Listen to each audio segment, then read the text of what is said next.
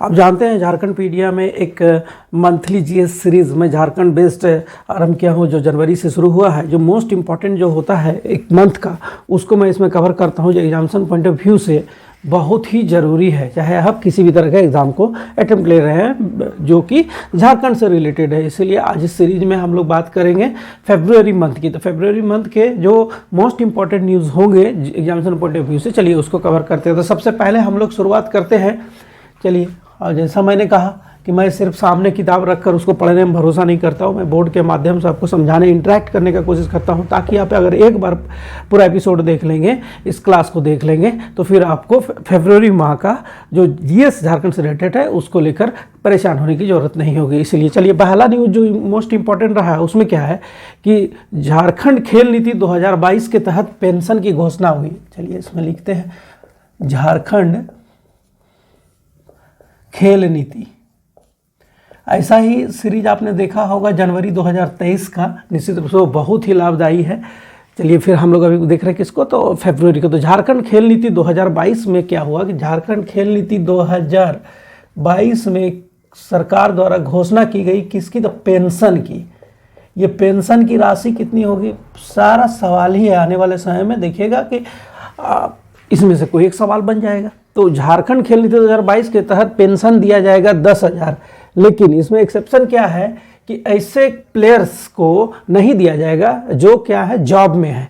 यानी जॉब में जो रहने वाले हैं उसको ये पेंशन नहीं मिलेगी। समझ गए इस बात को? एकदम क्लियर है कि जो नौकरी कर रहे हैं, नौकरी वाले खिलाड़ी को नहीं, जो नौकरी कर रहे हैं उसको नहीं। तो फिर किसे दिया जाएगा ये पेंशन, तो जो नौकरी नहीं करते हैं, लेकिन उसके लिए क्राइटेरिया तय किया गया। तो क्राइटेरिया क्या तय किया गया उसको भी देख लीजिए। देखिए, समझना है, मैंने कहा एक ही बार देखना है। चलिए, तो इसमें क्या है कि किस प्लेयर को किसको दिया जाएगा ये पेंशन, ये प्लेयर आइडेंटिफाई कैसे होंगे। तो इसमें एक स्टैंडर्ड तय किया गया। इसमें क्या हो गया, आप जानते हैं जो अवार्ड दिया जाता है प्लेयर्स को, अर्जुन पुरस्कार प्लस द्रोणाचार्य पुरस्कार प्लस ध्यानचंद पुरस्कार।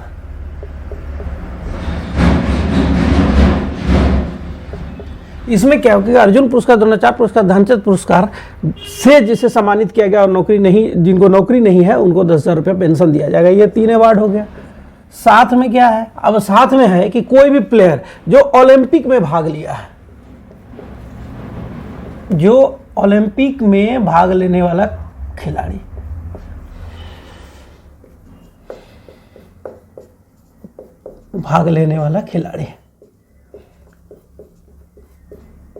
ठीक है, ओलंपिक में भाग लेने वाला खिलाड़ी प्लस राष्ट्रमंडल खेल और एशियाई गेम्स जो होता है उसके पदक विजेता, राष्ट्रमंडल, कॉमनवेल्थ प्लस एशियाड होता है ना, एशियाई खेल के पदक विजेता। एकदम क्लियर हो गया, कभी नहीं भूलेंगे।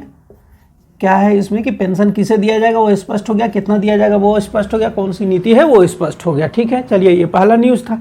चलिए जो दूसरा न्यूज़ है, दूसरा क्या है, दूसरा है जो ममता वाहन का जो खर्च है उसकी सीमा में बढ़ोतरी की गई है। ये मोस्ट इंपॉर्टेंट बन जाता है कि ममता वाहन का जो खर्च है अब हो गया प्रति मरीज कितना होगा, 1250 रुपया।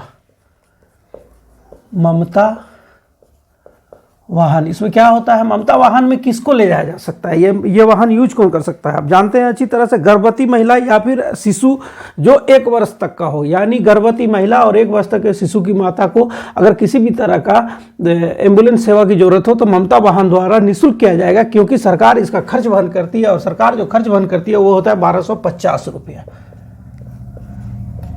1250 रुपया, ठीक है, प्रति मरीज। मरीज कौन होगा सुन लिए। अब इसमें एक और जो नई सेवा शुरू हुई है वो क्या है, तो वो है बाइक एम्बुलेंस। उसमें 150 रुपये प्रति मरीज दिया जाता है नियरेस्ट को। बाइक एम्बुलेंस के लिए कितना दिया जाएगा, 150 रुपया प्रति मरीज। जेपीएससी के लिए तो मोस्ट इंपॉर्टेंट है ये, जेएसएससी भी इसको पूछ सकता है लिस्ट के लिए। ये 2 मोस्ट इंपॉर्टेंट न्यूज हो गए। फिर तीसरा है, एक समिट हुआ और वो समिट था ग्रीन माइनिंग ग्लोबल सेमिनार। ये कहाँ हुआ? Green mining global need seminar.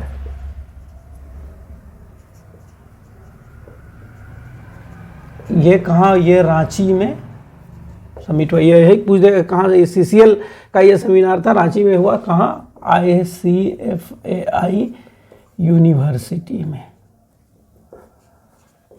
किसका? तो CCL का।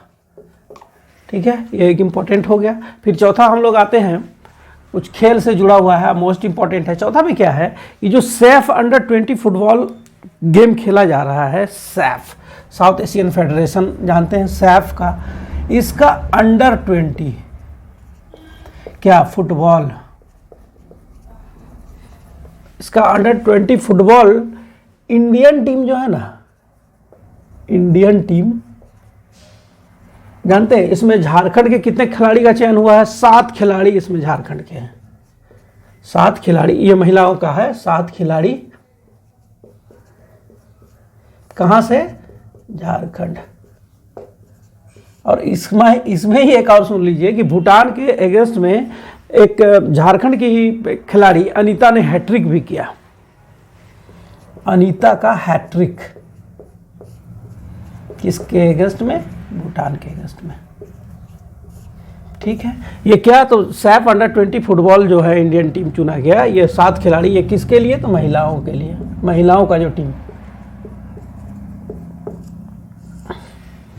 जो टीम है उसके लिए ये मोस्ट इंपॉर्टेंट बन जाता है। चलिए, स्पोर्ट्स से रिलेटेड हो गया एक। फिर जैसे हम लोग आगे बढ़ेंगे, इसमें क्या है कि जो वर्तमान में जो सत्ता पक्ष है, झारखंड मुक्ति मोर्चा के नेतृत्व में जो गठित हुई है सरकार, इसमें झारखंड मुक्ति मोर्चा का 44वां सरकार से जुड़ा हुआ है, इसलिए इसे जान लेना। 44वां झारखंड दिवस किसका? झारखंड मुक्ति मोर्चा का। JMM का। कहाँ आयोजित हुआ था? तो दुमका, उपराजधानी दुमका में। बस इससे ज़्यादा इससे सवाल नहीं पूछे जा सकते हैं। अब फिर 6th हम लोग आते हैं। अब जानते हैं कि जो इस बार जो बजट, केंद्र की बजट आई है, उसमें रेलवे में कई सौगात झारखंड को मिला है। उसमें से जो मोस्ट इंपॉर्टेंट है जनजातीय गौरव कॉरिडोर। जनजातीय गौरव कॉरिडोर। एक कमेंट मैं आप लोगों से चाह रहा हूं कि क्या मैं जैसे बोर्ड में लिख कर ये बताता हूं तो ये सही है, या फिर उसको फिर सामने से सिर्फ पढ़ देना सही है? मुझे लगता है कि अगर इस तरह हम लोग करेंगे तो इसमें बेनिफिट क्या होगा कि आप देखने के दौरान ही ये कॉन्सेप्ट आपका डेवलप हो जाएगा, आपको परेशान नहीं होना पड़ेगा। अगर सामने से सिर्फ बोल दिया जाए तो फिर एक कान से सुनना, दूसरे कान से निकलने वाली कहानी हो जाएगी। तो जनजातीय गौरव कॉरिडोर जो है, इससे झारखंड के 2 जिला जुड़ेंगे। झारखंड के जो 2 जिला जुड़ेंगे वो है गुमला और सिमडेगा। गुमला और सिमडेगा किससे जुड़ेंगे? तो ये जनजातीय गौरव कॉरिडोर से। मोस्ट इंपॉर्टेंट है ये सब सवाल। चलिए, फिर अब जान रहे हैं इसी बार जो हुई थी अमृत भारत स्टेशन जीर्णोद्धार योजना। आज़ादी के उपलक्ष्य में यह मनाया जा रहा है 75 साल का अमृत भारत स्टेशन जीर्णोद्धार योजना।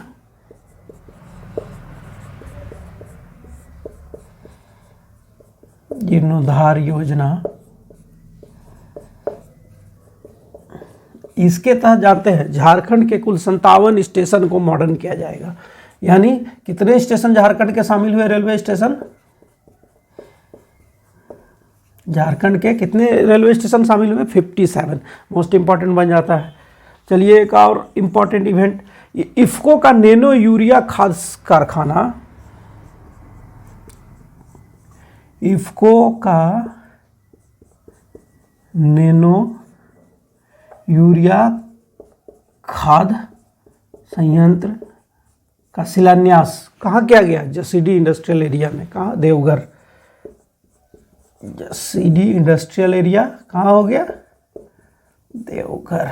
चलिए, जो भी इम्पोर्टेंट है सबको देख लेंगे। अब फिर हम लोग आगे बढ़ते हैं। तो अब इसमें क्या है कि हम लोग देख लेते हैं कि जो अभी बार बार राशन कार्ड से रिलेटेड राशन कार्ड को जो आधार कार्ड से जोड़ा गया है, तो इसको लेकर कई सारे आंकड़े आ रहे हैं।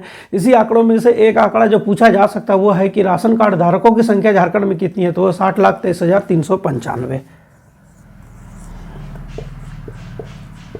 राशन कार्ड धारक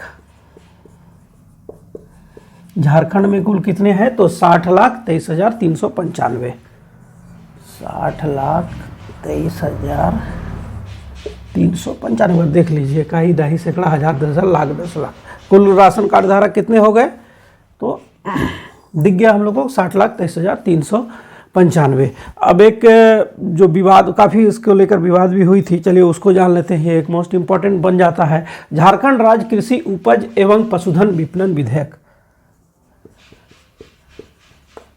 झारखंड राज्य, इसमें क्या है ना कि अतिरिक्त शुल्क लगाया गया, बाजार शुल्क लगाया गया, इसको लेकर काफ़ी विरोध हुआ। तो झारखंड राज्य कृषि उपज एवं पशुधन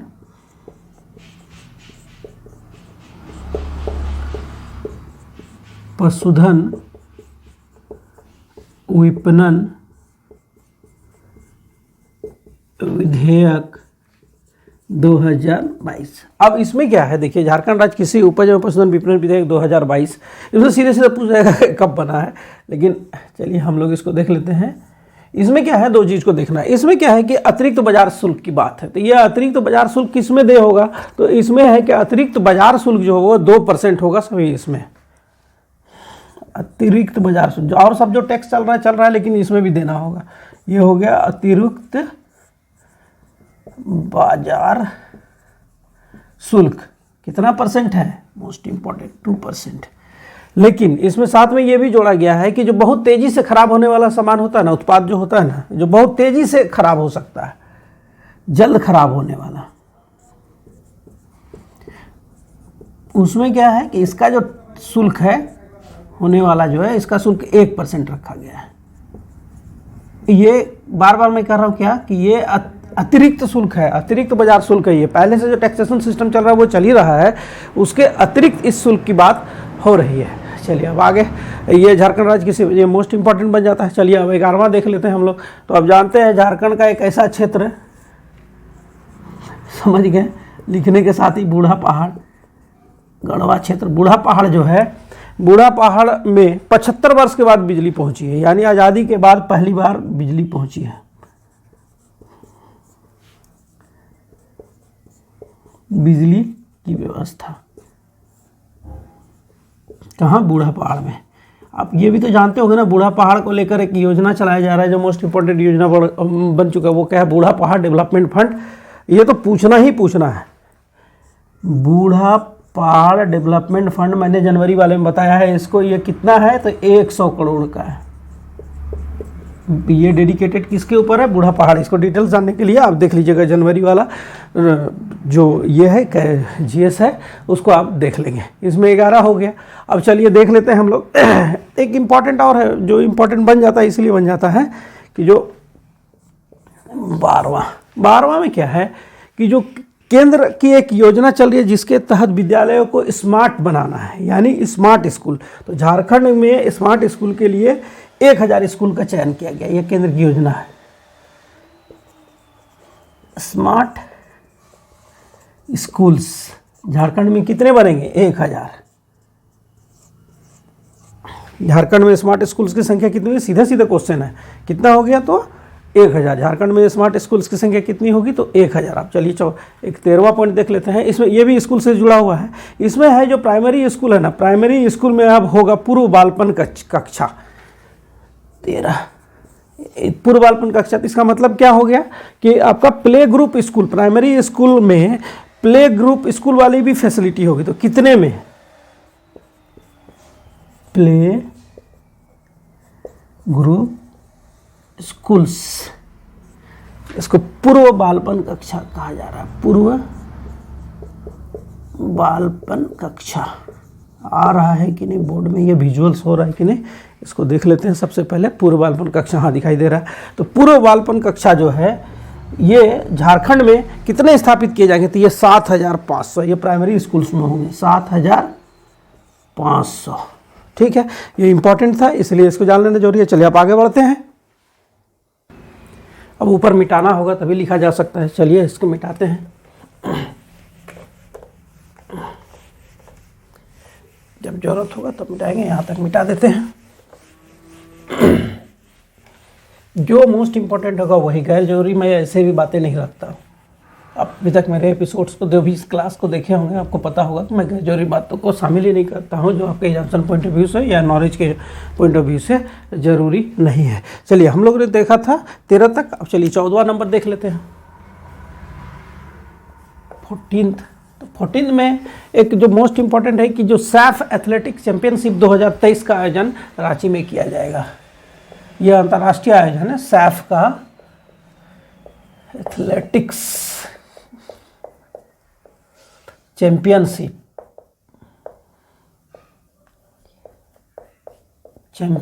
का जो आयोजन है यह अंतर्राष्ट्रीय प्रतियोगिता, और इसका जो आयोजन 2023 कहाँ होगा? रांची में होगा। एक और हॉकी का भी अंतर्राष्ट्रीय प्रतियोगिता का आयोजन होगा, लेकिन वो अभी तय नहीं है इसलिए मैं उसको इसमें शामिल नहीं कर रहा हूँ। सैफ एथलेटिक्स हो गया। इसके बाद 15वां नंबर जो हम लोग देख रहे हैं इसको, तो 15वां इसमें क्या है कि एक रक्षक ऐप की बात आई। जो ऐप आप यूँ मोबाइल में यूज करते हैं ना, उसी तरह का ये है रक्षक ऐप। इसकी खासियत क्या है कि ये जो दुर्घटना होगी ना, दुर्घटना के समय ये जान बचाने वाली साबित हो। कैसे साबित होगी ये डिटेल्स इस ऐप के बारे में आप जान सकते हैं। इसके बारे में एक एपिसोड भी एक क्लास भी लेकर आऊँगा क्योंकि मोस्ट इंपॉर्टेंट है। इसमें यह है कि ये इतना लेटेस्ट टेक्नोलॉजी से है कि इसके रेडियस वाले जो दुर्घटना में सहायता पहुँचाने वाले संस्था या लोग होते हैं उससे जुड़ा रहेगा, जो इमीडिएटली दुर्घटना के बाद जो ग्रसित लोग होंगे उन्हें सुरक्षा पहुंच जाएगी और उसके प्राण बच सकती है। ये जो रक्षक ऐप है इसको बनाने वाला है रुपेश कुमार। ये जानते हैं क्लास 10 का स्टूडेंट है रुपेश कुमार जो है, ये क्लास 10 का डीपीएस बोकारो, अब कौन सा सेक्टर है? 4 है शायद। डीपीएस बोकारो क्लास 10 का स्टूडेंट है। ये इसने बनाया है, ये मोस्ट इंपॉर्टेंट है। ये निश्चित रूप से इस ऐप पर विचार होगी, ये बात आगे बढ़ेगी, आप देख लीजिएगा। इसके बाद सरोजनी लकड़ा हमारे खेल निदेशक है। ये सरोजनी लकड़ा लिख दे क्या? खेल निदेशक, हाँ पूछा भी जा सकता है, अभी न्यूज में है। ये खेल निदेशक सरोजनी लकड़ा, थोड़ा सा समय लगेगा लेकिन आप इस माह को कंप्लीट कर लेंगे। सरोजनी लकड़ा, इसको क्या है कि डॉक्टरेट की उपाधि, मानद उपाधि दिया गया डॉक्टरेट का, मानद उपाधि किसका? तो डॉक्टरेट का मानद उपाधि डॉक्टरेट का दिया गया। और इसको जो मानद उपाधि दी गई डॉक्टरेट की, ये जो दिया गया है ये यूएसए का एक यूनिवर्सिटी है, Britain national university of queen मेरी, यूएसए की यूनिवर्सिटी द्वारा। यूनिवर्सिटी का नाम नहीं पूछेगा, बस ये जान लीजिए कि यह है ब्रिटेन यूनिवर्सिटी ऑफ क्वीन मेरी, Britain national university of queen मेरी यूएसए, उसके द्वारा मानद उपाधि दी गई है। चलिए 17। अब इसमें क्या है कि झारखंड में जो सबसे पहले तो कि झारखंड में एक निजी विश्वविद्यालय संस्था संचालन के लिए 5 सदस्यीय कमेटी बनी, विधानसभा द्वारा बनाया गया। ये सब कमेटी तो मोस्ट इंपॉर्टेंट है। निजी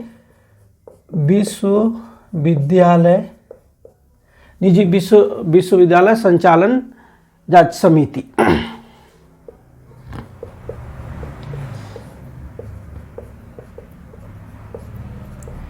इसमें 5 सदस्य हैं, 5 सदस्यीय है ये।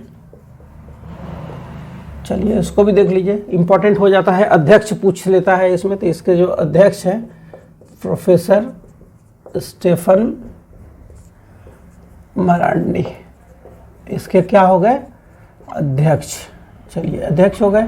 और जो अन्य सदस्य हैं, जो इनके अन्य मेंबर हैं, उसके नाम सुन लीजिए। एक हो गए विनोद सिंह जो सीनियर विधायक हैं, इसके बाद लंबोदर महतो, केदार हाजरा और रामचंद्र सिंह। फिर से सुन लीजिए, ये जो निजी विश्वविद्यालय संचालन जांच समिति के लिए कमेटी बनी, उसके अध्यक्ष प्रोफेसर स्टेफन मरांडी और 4 विधायक इनके और सदस्य हैं, वो है विनोद सिंह, लंबोदर महतो, केदार हाजरा और रामचंद्र सिंह। चलिए जब यूनिवर्सिटी से लेकर बात हो रही है तो आप जानते हैं कि निश्चित रूप से मुझे लगता है कि आप जानते ही होंगे कि झारखंड में 2 निजी विश्वविद्यालय की मान्यता खत्म की गई।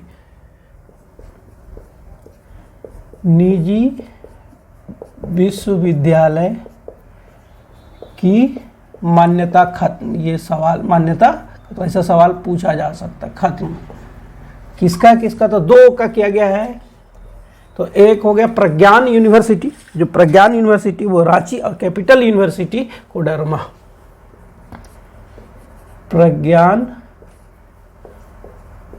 यूनिवर्सिटी, मैं इंग्लिश थोड़ा सा कम कोशिश करता हूँ, प्रज्ञान यूनिवर्सिटी, और दूसरा कैपिटल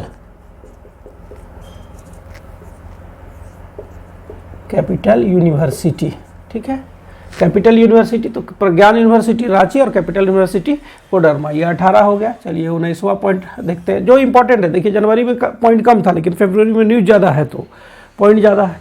उसमें क्या है कि आप जानते हैं कि जो सुखाड़ की स्थिति झारखंड में आई है, ये तो आप अच्छी तरह से परिचित है सुखाड़ को लेकर। तो इसमें क्या है कि आप धान का जो उत्पादन हुआ है ना, धान के उत्पादन में भारी गिरावट दर्ज की गई है। और धान का उत्पादन जो है वो क्या है कि 35 लाख टन की कमी आई है। यानी जो 21-22 में, पहले तो यहाँ इम्पोर्टेंट यही है कि धान के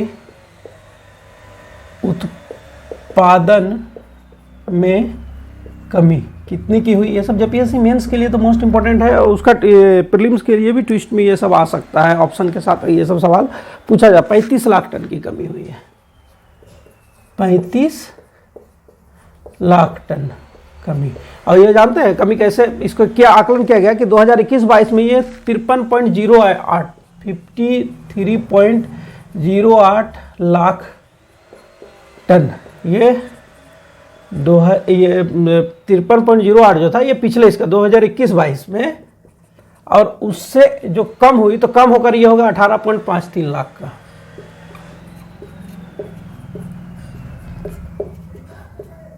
ये हो गया 2022 से 23 का।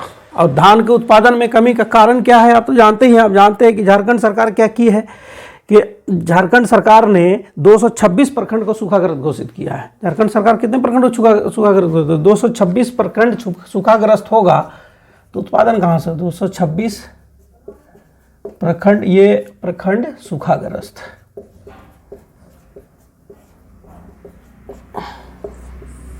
ये इस माह का नहीं है लेकिन फिर भी जान लीजिए इसको। चलिए 19 अब हो गया 20वां। अब जानते हैं जो ऑटोनोमस यूनिवर्सिटी का दर्जा प्राप्त था, ऑटोनोमस यूनिवर्सिटी का दर्जा प्राप्त था यहाँ Marwari college, saint Xavier college और वुमेन्स कॉलेज को।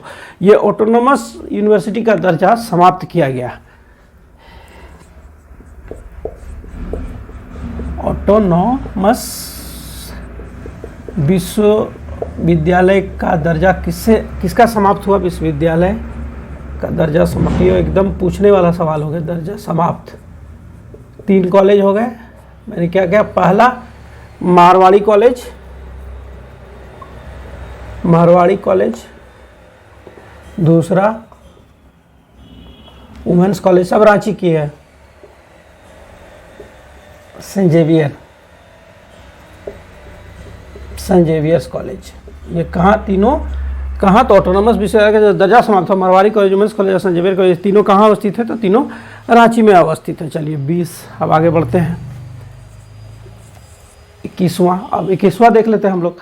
तो इसमें क्या है कि जो 400 स्क्वायर फीट से कम का, उसमें होल्डिंग टैक्स नहीं लगेगा। ये अच्छा ये है, होल्डिंग टैक्स कितना तक, ये तो सीधे सीधे सवाल, होल्डिंग टैक्स नहीं लगेगा। 400 वर्ग फीट का अगर घर है तो होल्डिंग टैक्स फीट, उसमें क्या है कि होल्डिंग टैक्स नहीं लगेगा। फिर नीचे मिटाना पड़ेगा, तब फिर आगे बढ़ेंगे हम लोग। फरवरी में कुछ ज़्यादा ही इंटरेस्टिंग इवेंट्स हो गया है एग्जामिनेशन पॉइंट ऑफ व्यू से, इसलिए इसको जानना ही पड़ेगा ना, छोड़ तो नहीं सकते हैं। चलिए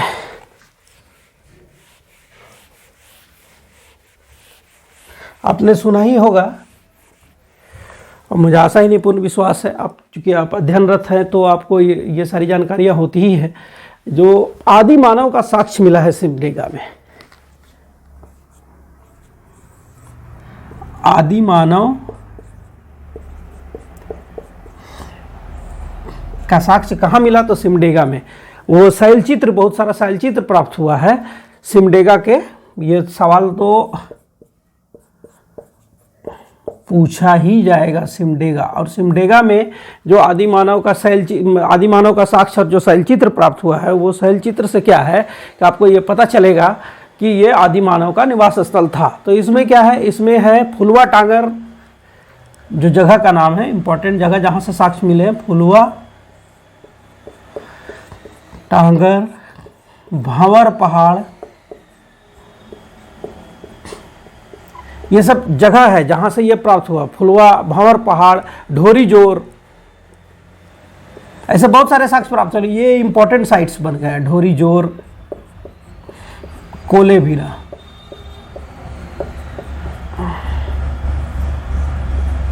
कोलेबिरा, ये जो साइट्स हैं सिमडेगा में, ये साइट्स है, यहां से शैलचित्र प्राप्त हुए हैं। अब 23वां में देख लेते हैं हम लोग 23rd। अब इसमें क्या है कि आईआईटी बॉम्बे जो है वो एक सर्वे किया है। सर्वे बिहार, बंगाल, झारखंड, बंगाल और उड़ीसा। इसमें क्या है कि जो वर्षा की अनियमितता हुई है, जो कि अच्छा जंगल से घिरा क्षेत्र होने के बावजूद अच्छा रेनफॉल रिसीव करना चाहिए, वो नहीं कर पा रहा है, जिसके कारण क्या नुकसान है उसको लेकर रिसर्च हुआ है और उसमें एक रिपोर्ट आई है। ये रिपोर्ट जारी किया गया है आईआईटी बॉम्बे। और ये इतना खतरनाक रिपोर्ट है कि हम लोग को सचेत होना ही पड़ेगा। उसमें कहा है कि जो झारखंड के 33% जगह ऐसे होंगे 2060 तक में, ये सवाल बनेगा ही, 2060 तक में 33% जगह झारखंड के स्थल, झारखंड के क्षेत्र क्या होगा जानते हैं? पेयजल नहीं होगा, पीने का पानी नहीं होगा। ये कितनी अलार्मिंग सिचुएशन है। क्या है? आईआईटी बॉम्बे जो रिपोर्ट जारी किया उसमें कहा कि 2060 तक 33% झारखंड के ऐसे क्षेत्र होंगे जहां पेयजल ही नहीं होगा। ये कितनी बड़ी बात है, चिंताजनक बात है। अब एक पेटेंट से जुड़ा हुआ न्यूज है। आपका बिरसा एग्रीकल्चर यूनिवर्सिटी में डॉक्टर कौशल कुमार, ये सीधे सीधे सवाल है। डॉक्टर कौशल कुमार, इनका एक हर्बल तेल, दर्द से बचाने के लिए हर्बल तेल, इसको पेटेंट मिला है। पेटेंट मिला है किसको? हर्बल तेल को। किसके? डॉक्टर कौशल कुमार। इसका संबंध किससे है? तो बिरसा एग्रीकल्चर यूनिवर्सिटी से। ठीक है, बन जाता है ना इंपॉर्टेंट सवाल। मैं गैर सवाल को शामिल ही नहीं करूंगा, तो ये एक मोस्ट इंपॉर्टेंट सवाल बन गया। अब हाँ, एक जो तो सब कोई जानते ही होंगे, फिर भी लिख दे रहा हूँ। नया डीजीपी बना है, जानते हैं ना? झारखंड के नए डीजीपी बना, आप लोग सबको अब तक नाम बोल दिए होंगे। जी हाँ, अजय सिंह।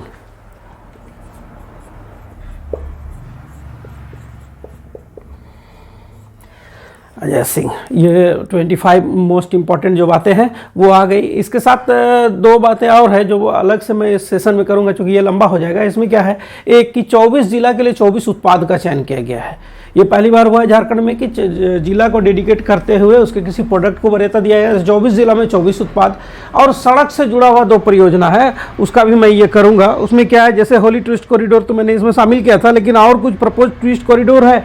और फिर एक वाराणसी से कोलकाता को जोड़ने के लिए जो कॉरिडोर की बात आ रही है उसकी बात है, तो उसकी भी चर्चा हम लोग करेंगे, लेकिन उसके लिए अलग से क्लास सेशन लेना पड़ेगा। ये मोस्ट इंपॉर्टेंट जो करंट अफेयर्स था फरवरी माह का, जिसमें 25 का मैंने चयन किया था। आप जरूर इसको ध्यान से देखें, निश्चित रूप से इससे सवाल होंगे।